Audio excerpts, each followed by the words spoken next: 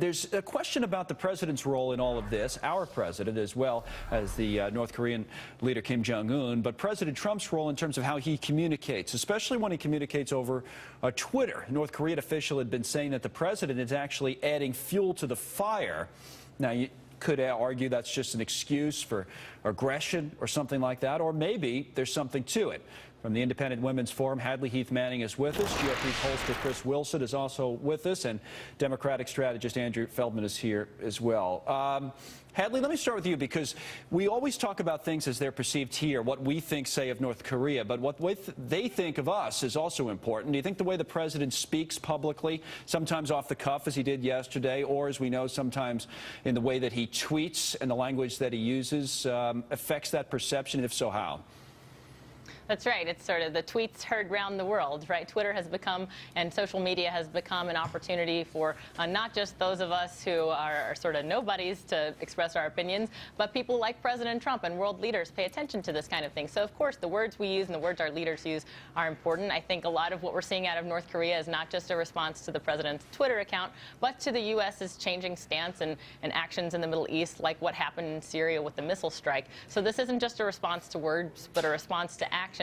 And the U.S. Position on North Korea cannot be one of turning a blind eye, cannot be one of inaction. Obviously, the atrocities there regarding human rights and the tough talk coming out of North Korea, quite frankly. President Trump isn't the only one talking tough about a potential conflict. When you think about it, Chris, I don't know what your point of view is on this, but if you think about the way the news stories are reported when it comes to North Korea here, you'll often hear in mainstream reports something like, oh, that crazy person over in North Korea, and that is a reference to the leader of the country in Kim Jong-un, and that's how it is reported here. And being serious, that's how it's reported all the time and how it's often being discussed. And that may be the right way to discuss it. But I wonder how the conversations are there in North Korea when they see the rhetoric used on Twitter, or the conversations that are off the cuff and comments that are made by the President of the United States, and how that affects how they deal with us, the unpredictable nature of this new president. What do you think? Well, I think Andrew's point a little bit ago was probably exactly right in terms of how this is being dealt with in North Korea. Is Kim Jong-un came to power in 2012, and so in his entire reign, he's had nothing but the Obama policy of strategic patience, which is really just a synonym for doing nothing, to deal with. And during that time, they have, let's be blunt, they have prepared for war with the United States. They are perilously close to shrinking a nuclear weapon and put it inside an ICBM that they can launch and land here in the United States. And there are reports coming out of the Pentagon that say that could happen as soon as 2018. So we are in a situation now where time has run out. We may be as little as a few months away from them having the capabilities of attacking us. And look, they already have attacked us. You look at the hacking, the cyber warfare attacks that have taken place. This is a situation where I believe the approach that the president is taking is probably the right one. We cannot stand back and do nothing at this point. And let's face it, this regime cares about nothing but staying in power. North Korea is nothing but a prison camp for its citizens. They don't care about diplomacy. They don't care about economic sanctions. And the fact is, a nuclear warhead is their ace in the hole to be able to stay in power.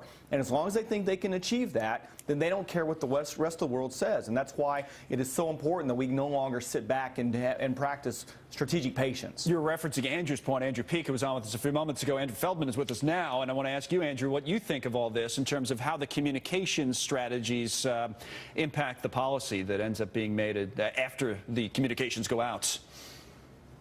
Connell, it's great to be with you again. Look, I've said for a long time that Twitter diplomacy or Twitter foreign policy is not the way the president should be going about things. But look, those are things he does. He is, a loose cannon in that sense. But here's the issue. This is not a partisan issue we're dealing with, right? Both Democrats and Republicans can acknowledge we need to make sure that North Korea does not get a nuclear warhead. So look, the question here is, what happens with President Trump's inexperience on foreign policy? Because he is one of the most inexperienced foreign policy presidents we've had in decades. And I get worried that when he's tweeting up a storm, that this is not a good way to make sure we are working with China and working with our allies to stop a nuclear warhead from happening. But look, let's be clear. This is not a partisan issue. He would argue, I'm sure, Hadley, don't you think, the president, that he has made some progress with China and did so face-to-face with the Chinese president? I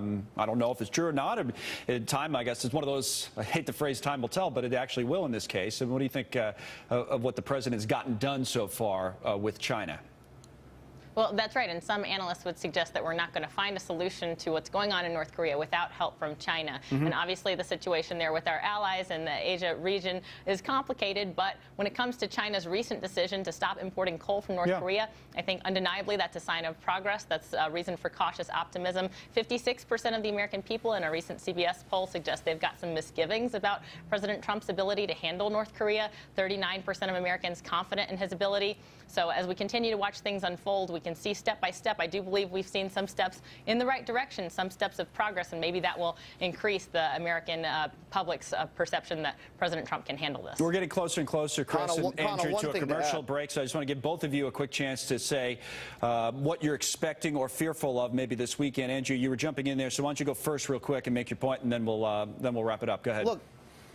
Look, I think we are making some progress on China. The problem is the president doesn't communicate to the American people what's going on, right? So the question is here, you know, what is really happening in those meetings? I hope that he's continuing to not only have tough talk, but continuing to talk to these leaders and actually, you know, make some progress. And we need Mike Pence to really lay out a strategy. Since the Syrian situation, we haven't heard a strategy. We need a strategy. The American people deserve that, and I hope we get a strategy from Mike Pence. What do you say to that? He's heading to South Korea. What do you say to that, Chris? That the idea that there's military action, yes, we've seen it in Syria, and we've now seen it yesterday in Afghanistan, but there also has to be a strategy, a longer-term political strategy that is included with that. What do you say, Chris?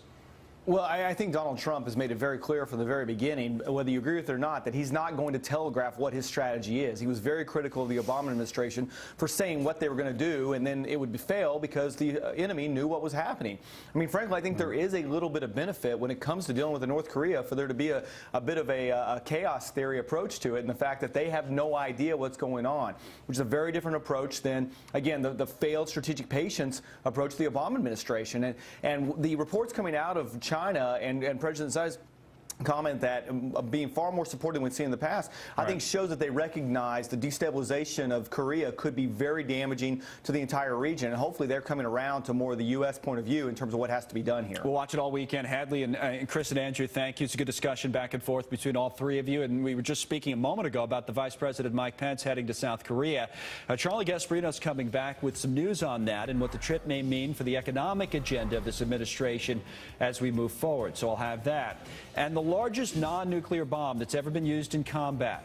But can we see another one of these types of bomb drops sooner rather than later? That's straight ahead.